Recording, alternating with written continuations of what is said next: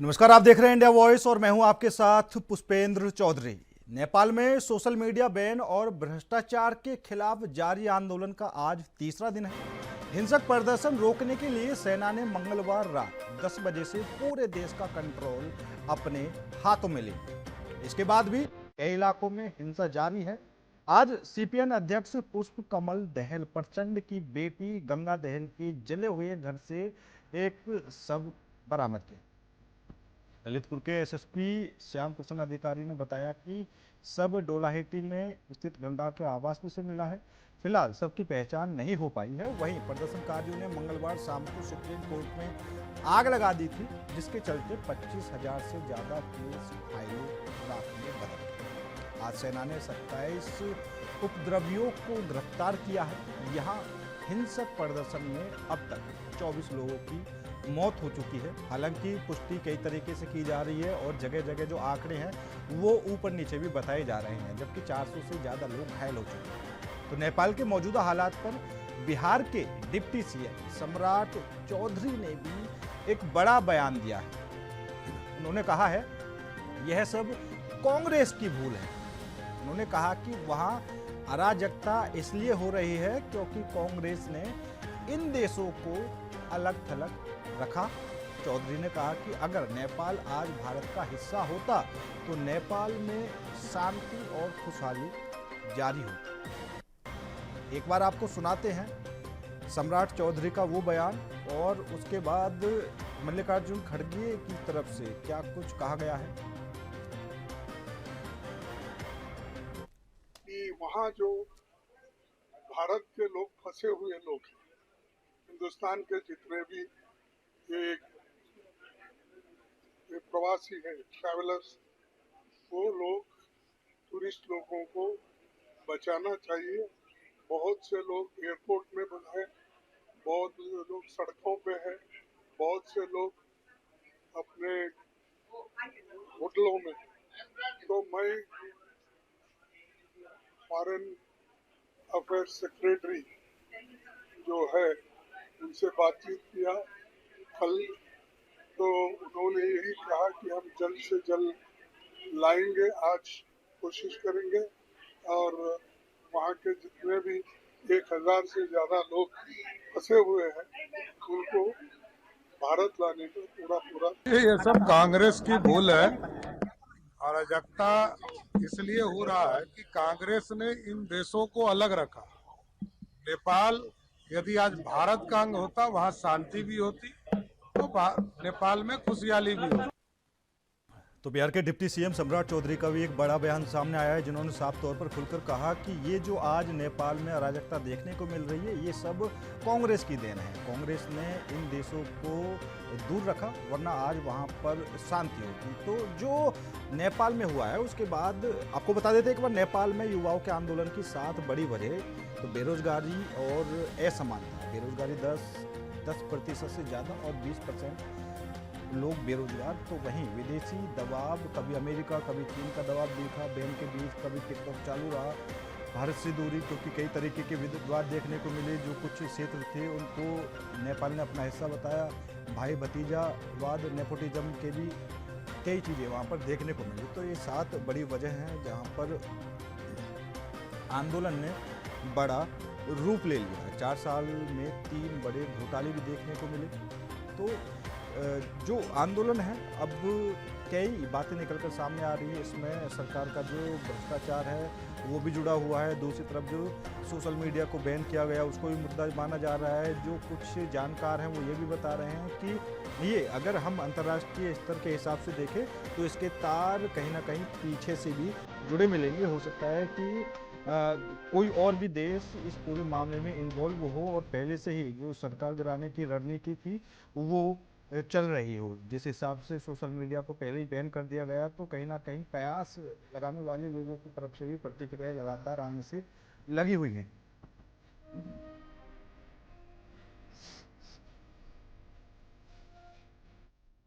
तो आज इसी मुद्दे पर करेंगे चर्चा। चर्चा में शामिल होने के लिए हमारे साथ भारतीय जनता पार्टी से अविरल मलिक साहब और कांग्रेस हमारे साथ शशांक रंजन जी जुड़ चुके हैं। दोनों ही मेहमानों का बहुत बहुत स्वागत है। कुछ देर में हमारे साथ वरिष्ठ पत्रकार भी जुड़ेंगे तो उनसे परिचय कराएंगे। सबसे पहले शशांक रंजन जी, आपके पास ही आना चाहूँगा, क्योंकि जो फिलहाल नेपाल की स्थिति बनी हुई है, क्योंकि मल्लिकार्जुन खड़गे साहब की तरफ से भी कई तरीके के बयान आ रहे हैं कि भैया जो नेपाल में भारत के नागरिक फंसे हुए हैं तो पहले भारत सरकार उनको वहां से निकाले। दूसरी तरफ बिहार के जो डिप्टी सीएम है सम्राट चौधरी, उन्होंने एक बड़ा बयान दिया है, कह सकते हैं कि कांग्रेस पार्टी पर बड़ा आरोप लगा दिया है। उन्होंने साफ तौर पर कहा है कि ये जो आज नेपाल की स्थिति है ये कांग्रेस की वजह से है। जी नमस्कार जी। और अविरल भाई को भी मेरा प्रणाम। मैं बताना चाहूंगा कि बिहार के जो आदरणीय उप मुख्यमंत्री सम्राट चौधरी जी का बयान आया यह हास्यास्पद है। कहते हैं ना, आपदा में अवसर तलाशना, यह भाजपा की रीति और नीति बन चुकी है। ऐसा सम्राट चौधरी जी के बयान से प्रतीत हो रहा है। ठीक है, वे बिहार के उप मुख्यमंत्री हैं। वे बिहार में शांति बहाल करने पर ध्यान देने की बजाय विदेशी मामलों पर बयानबाजी करते हुए देश के विपक्ष को कटघरे में खड़ा कर रहे हैं। कांग्रेस पार्टी ने क्या किया, नहीं किया, उन्हें क्या करना चाहिए था, क्या नहीं करना चाहिए था, इस पे चर्चा करने के बजाय अगर आज भारतीय जनता पार्टी के नेतृत्व में नेपाल को भारत का हिस्सा बना लिया जाए तो मुझे खुशी होगी और मैं स्वागत करूंगा।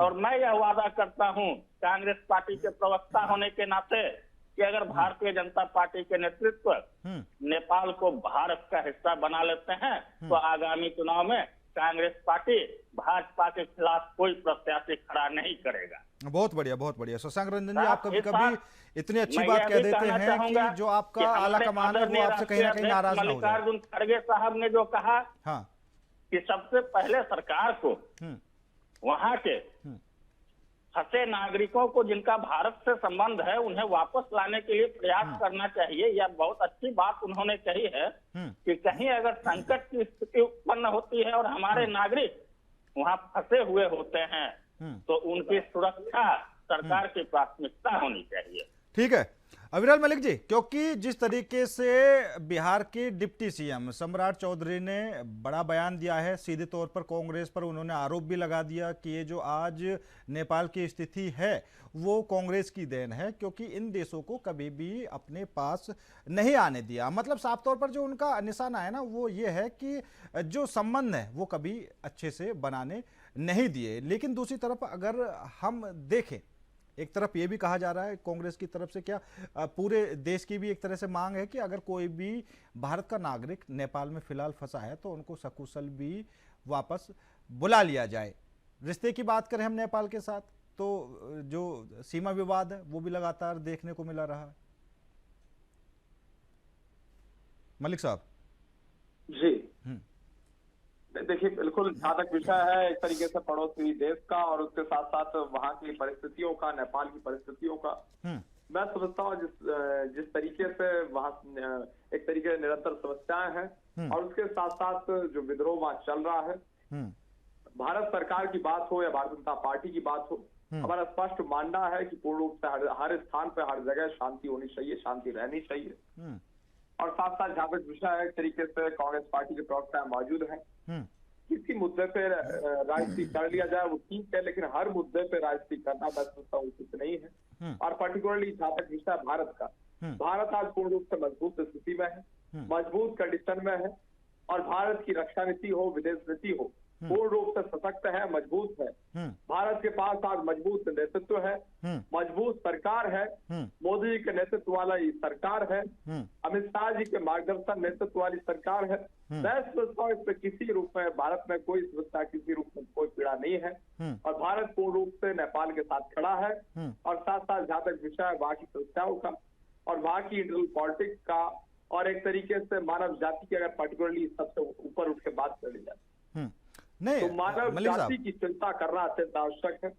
और मानव जाति पे किसी प्रकार की समस्या नेपाल में ना आए, मानव जाति समस्या ना आए, इसकी चिंता हमारी सरकार निश्चित ही कर रही है। और साथ साथ जहाँ तक विषय है एक तरीके से हिंसा का, हिंसा किसी रूप में सही नहीं है, किसी रूप में बर्दाश्त योग्य नहीं है। और किसी रूप में अगर हिंसा एक तरीके से बढ़ रही है, हिंसा बढ़ी है, मैं समझता हूँ ये दुखदायी है, इसमें कोई किसी रूप में दो राय नहीं। पीस महत्वपूर्ण है, शांति महत्वपूर्ण है, और हर समस्या का समाधान शांति में शामिल है।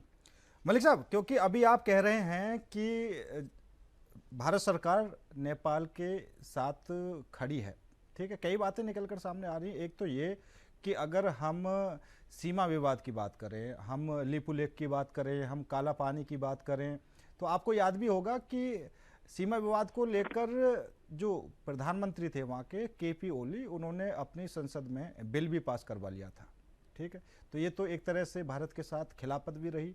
और अभी जब बातें निकलकर सामने आ रही थी नेपाल से कि जो नेपाल के प्रधानमंत्री केपी ओली वो देश छोड़ने की फिराक में है, तो वहाँ के लोगों की प्रतिक्रिया ये भी थे कि केपी ओली कहीं भी चले जाए लेकिन भारत ना जाए। जी नहीं, देखिए जहाँ तक विषय है वहाँ के प्रधानमंत्री का और जो उनके देश छोड़ने का जहाँ तक सवाल है, और एक तरीके से विदेश नीति का जहाँ तक सवाल है, और भारत का जहाँ तक सवाल है, मैं समझता हूँ भारत के खिलाफ कोई भी व्यक्ति साजिश रचे वो उसमें किसी रूप में कामयाब नहीं होगा, ये बिल्कुल स्पष्ट है। क्योंकि आज कुशल नेतृत्व है, मोदी के नेतृत्व वाली सरकार है, और उसके साथ साथ जहाँ तक विषय है उनका एक तरीके चीन का पक्ष लेने का, और उसके साथ साथ अनेकों विवादों में दूसरा पक्ष लेने का, और इस प्रकार के जहाँ तक विवाद का सवाल है, मैं समझता हूँ इसमें कोई दुराय नहीं है। कोई व्यक्ति कुछ भी करे, लेकिन भारत किसी रूप में ना डरेगा, ना हटेगा पीछे, न किसी रूप में दबेगा, ये बिल्कुल स्पष्ट है। और जो जिस प्रकार के कर्म कर रहा है उसे फल भी वैसे ही भुगतने होते हैं, वैसा ही सामने आता है। मैं समझता हूँ ये कर्म की लीला है, ये स्पष्ट रूप से सबके सामने आती है। लेकिन हिंसा किसी रूप में सही नहीं है, ये पर्टिकुलरली एक विषय है। और उसके साथ साथ जहाँ तक विषय एक तरीके से नेपाल का, नेपाल के जो लोग हैं, जो आम नागरिक हैं, उन्हें किसी रूप में सोचता ना हो, ये निश्चित रूप से अहम है। जो आम लोग हैं, कॉमन सिटीजन है, उन्हें किसी रूप में कोई पीड़ा ना हो, इसकी निश्चित रूप से हम चिंता कर रहे हैं, इसमें कोई कंफ्यूजन नहीं है। और नेपाल की जो स्थिति है उस पर हमारी सरकार नजर बनाए हुए है, पड़ोसी देश है, तो इसी नाते मैं सोचता हूँ ये महत्वपूर्ण है। और उसके साथ साथ जहाँ तक विषय हमारी सरकार का, हमारी सरकार आज मजबूत हाथों में है, इसमें कोई कंफ्यूजन नहीं है। ये मनमोहन सिंह जी के नेतृत्व वाली सरकार नहीं है, ये कांग्रेस पार्टी की 2004 से 2014 वाली एक कमजोर सरकार नहीं है, जिस सरकार के दौर में भारत को अपमानित करने का प्रयास अनेकों मुल्कों के द्वारा किया जाता है, वो भी सबको मालूम है। शशांक रंजन जी, क्योंकि आरोप तो आप पर अभी भी लग रहे हैं, अब मलिक साहब भी लगा रहे हैं कि ये पहली सरकार नहीं है, अब सरकार पूरी तरीके से मजबूत है, और आप भी छात्र रहे हैं, तो आपको ये नेपाल के मामले को लेकर क्या कुछ लगता है कि क्या वाकई जो वहाँ के युवा हैं वो परेशान थे, या फिर आपको भी कहीं ना कहीं षड्यंत्र इसमें दिखाई दे रहा है कि पीछे से मास्टरमाइंड कोई और है ये पूरे तख्तापलट का? देखिए, यह नेपाल का आंतरिक मामला है, और नेपाल में किस प्रकार से वहाँ की जनता, वहाँ की सरकार नेपाल को लेकर क्या निर्णय करती है, इसमें हस्तक्षेप करने के बजाय भारत में जो समस्याएं हैं उसे दूर करने के लिए अगर सत्ता पक्ष और विपक्ष दोनों जो है संयुक्त पहल करे तो बेहतर होगा। हमारे मणिपुर का नहीं, सवाल इसलिए भी बन जाता है, तो बेहतर होगा। सवाल नेपाल इसलिए भी बन जाता है क्योंकि यहाँ भी कुछ ऐसे उपद्रवी हैं जो सरकार के खिलाफ बेतुके बयान देते रहते हैं, और सरकार को गिराने की भी कोशिश की जाती रही है। तो कई तरीके की जो नजरिए से हम देखें तो भाई क्योंकि लोकतांत्रिक देश है, और लोकतांत्रिक देश में किसी में ऐसा होना तो बहुत बड़ा सवाल है। देखिए, विपक्ष का तो हमेशा प्रयास रहेगा एक विपक्ष होने के नाते कि सरकार जो है पूर्ण रूप से बहुमत में चले, कमजोरियत में ना चले, और सरकार अपनी मजबूती को प्रदर्शित करती रहे।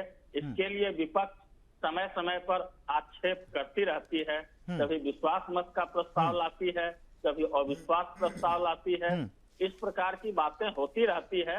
और यह जो है लोकतंत्र की मजबूती के लिए एक महत्वपूर्ण। ठीक है वस्तु है। शशांक रंजन जी, हमारे साथ वरिष्ठ पत्रकार हेमंत गुप्ता जी भी जुड़ चुके हैं। सर, आपका बहुत बहुत स्वागत है। और मैं आपसे यही जानना चाहूंगा, क्योंकि जो नेपाल में फिलहाल की मौजूदा स्थिति है वो क्या कुछ बनी हुई है, और दूसरा एक नाम निकलकर सामने आ रहा है सुशीला कार्की, जो लोग चाहते हैं कि इनको प्रधानमंत्री बना दिया जाए। अब दूसरी तरफ जो युवाओं की पसंद मानी जा रही थी, कल जिसका हम जिक्र भी कर रहे थे, बालेंद्र शाह, उन्होंने ज्यादा दिलचस्पी नहीं दिखाई है। क्या कुछ वजह आप मान रहे हैं?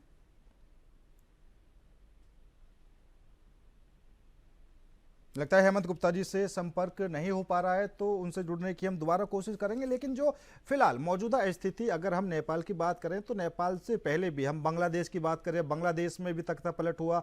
हम श्रीलंका की बात करें, श्रीलंका में भी तख्ता पलट हुआ।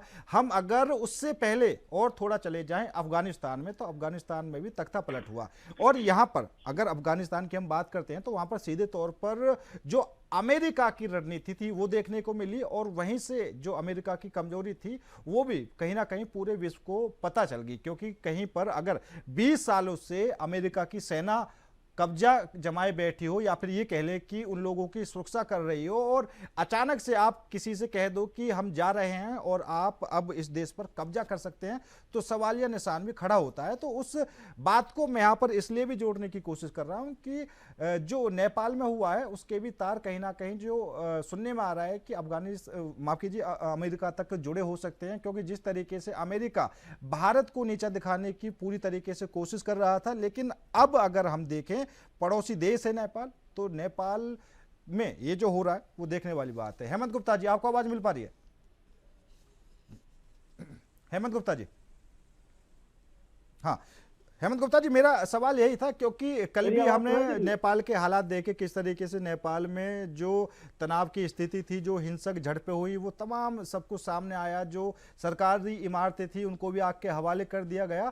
अब अगर हम बात करें, क्योंकि जिस तरीके से बांग्लादेश में अंतरिम प्रधानमंत्री नोबेल पुरस्कार विजेता मोहम्मद यूनुस खान को बनाया गया था, अब एक नाम चर्चाओं में आ रहा है सुशीला कार्की। तो क्या कुछ आपको लग रहा है फिलहाल?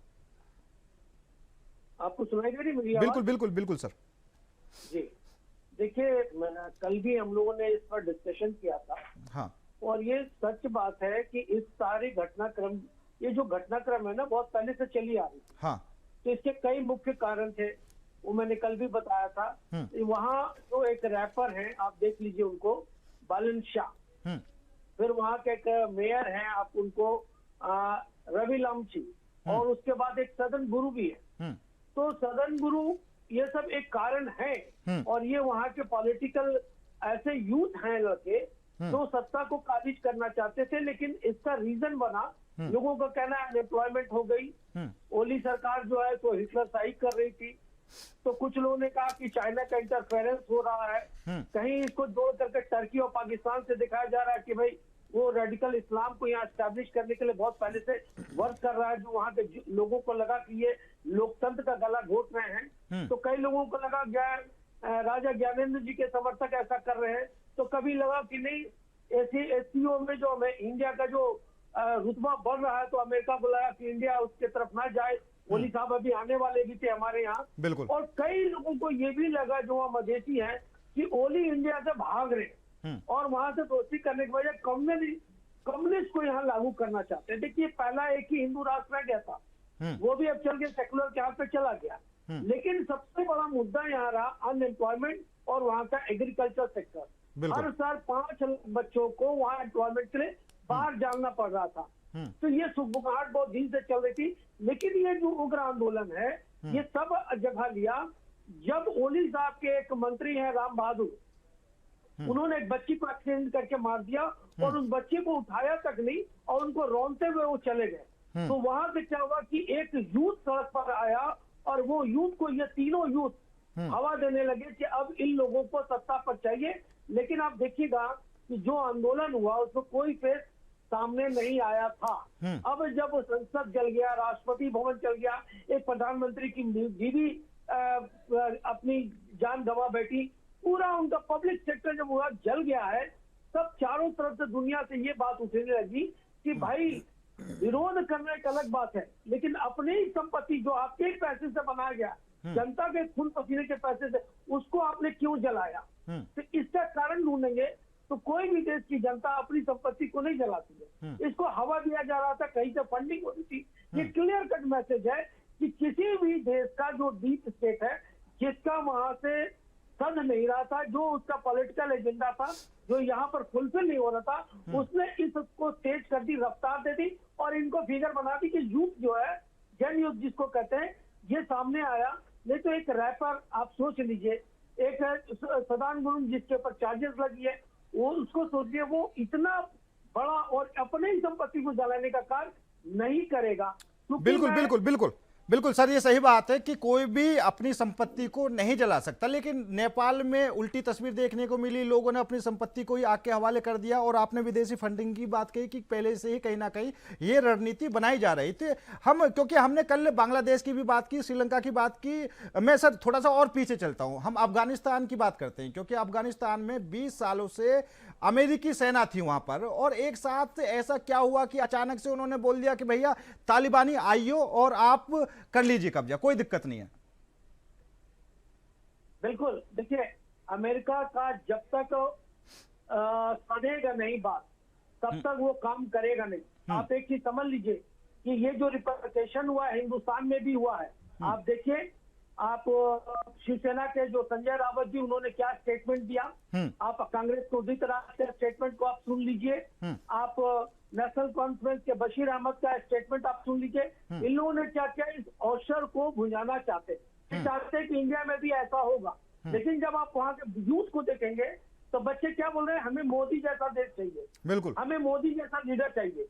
तो मोदी जी इन सब फेज को पार करते हुए आज सत्ता पे आए, इसलिए इस देश में कोई खतरा नहीं है। लेकिन आपने 2-3 बातें और जोड़ा, मैं इसको जोड़ दे रहा हूँ कि जो बांग्लादेश है या जो श्रीलंका का जो 22 में हुआ था, ये सबको इस परिप्रेक्ष्य में इसलिए जोड़ा जा रहा है कि वर्ल्ड का माइंड डाइवर्ट हो सके।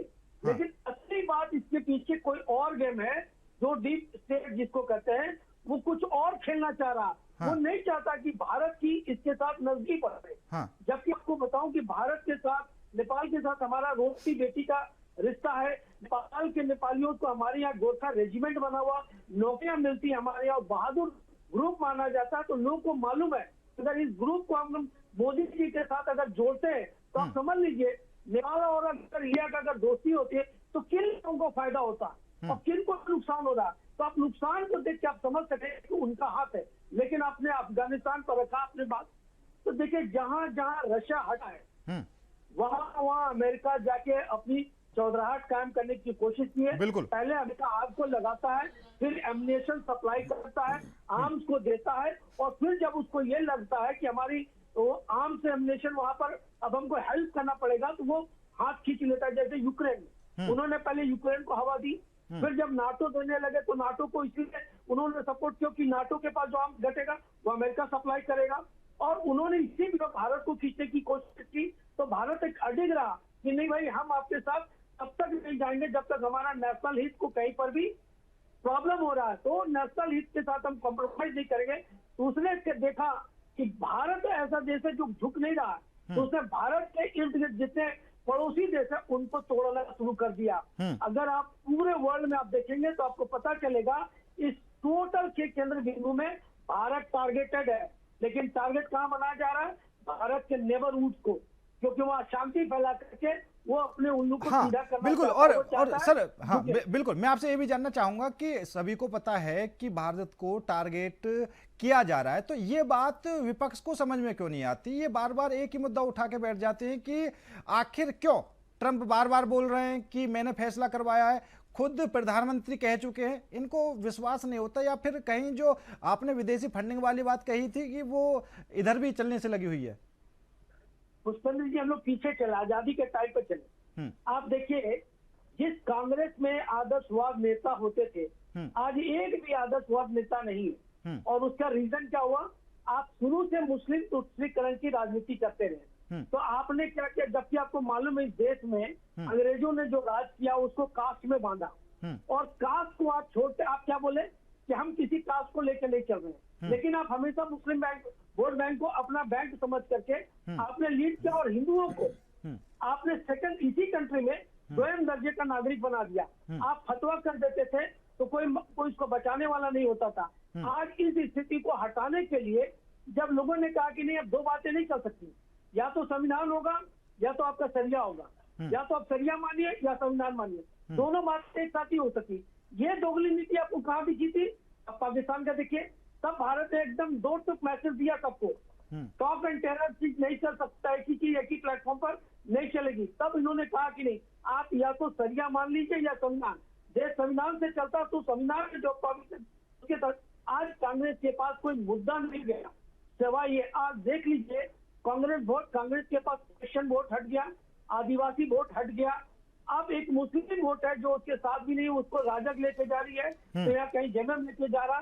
तो आज कांग्रेस और उसका अलायंस ग्रुप देख लीजिए बिहार में क्या हो रहा है, झारखंड में क्या होने जा रहा, महाराष्ट्र में क्या हुआ, कर्नाटका में क्या हुआ, हरियाणा में क्या हुआ, इस सब को आपको देखकर ये समझ में आएगा कि आज विपक्ष के पास मुद्दा नहीं है।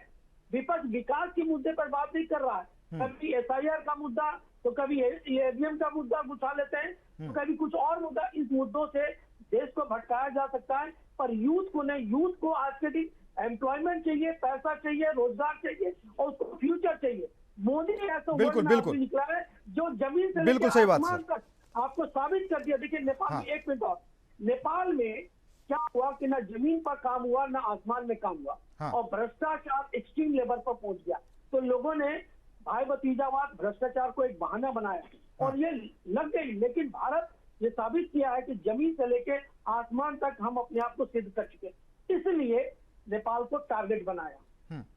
बिल्कुल सही बात है शशांक रंजन जी, क्योंकि मैंने शुरू में ही आपसे सवाल किया था नेपाल को लेकर कि आपको क्या लगता है कि वहां की जो ये स्थिति आखिर कैसे हुई, तो आपने कहा कि ये नेपाल का अंदरूनी मामला है। तो लेकिन मेरा सवाल इसलिए था कि अगर आप भारत के अंदर की स्थिति देखें, क्योंकि भड़काने की कोशिश यहाँ पर भी एक दूसरे को करते हैं, ठीक है। जिस तरीके से अभी मैंने ट्रंप की बात कही, आप अपने खुद के प्रधानमंत्री की बात को नहीं मानने को तैयार नहीं है, आप ट्रंप की बात को मानने को तैयार हैं। तो ये भी तो कहीं ना कहीं वो है कि जो आप दूसरे लोगों को भड़काने की कोशिश कर रहे हैं, एक उस बड़े समुदाय को अपनी तरफ खींचने की कोशिश कर रहे हैं कि इस तरीके से तनाव की स्थिति पैदा हो। देखिए, कांग्रेस पार्टी कभी तनाव की स्थिति को पसंद नहीं की है और न कभी कांग्रेस पार्टी की ओर से तनाव की स्थिति को पसंद किया जाएगा। बल्कि कांग्रेस पार्टी ने भाईचारा को सदैव से बढ़ावा दिया है। कांग्रेस पार्टी ने एक ऐसे हिंदुस्तान की परिकल्पना किया है जहां पर जब राष्ट्र की बात आए तो कोई यह न कहे कि हम हिंदू हैं या हम मुसलमान हैं, बल्कि यहाँ पर हर कोई एक साथ खड़ा होकर यह कहे कि हम हिंदुस्तानी हैं। कांग्रेस पार्टी ने ऐसा वातावरण बनाने का काम किया है और कांग्रेस पार्टी इस देश की आजादी की लड़ाई से लेकर इस देश की सर्वांगीण विकास तक के लिए अपना सर्वस्व न्यौछावर करने का काम किया है। इसलिए कांग्रेस पार्टी पर अगर यह आरोप लगाया जाता है कि कांग्रेस पार्टी की ओर से देश में अराजकता फैलाने का काम किया जा रहा है, तो यह सरासर गलत आरोप। ठीक है, मलिक साहब लास्ट कमेंट। अविरल मलिक जी, सुन पा रहे हैं आप?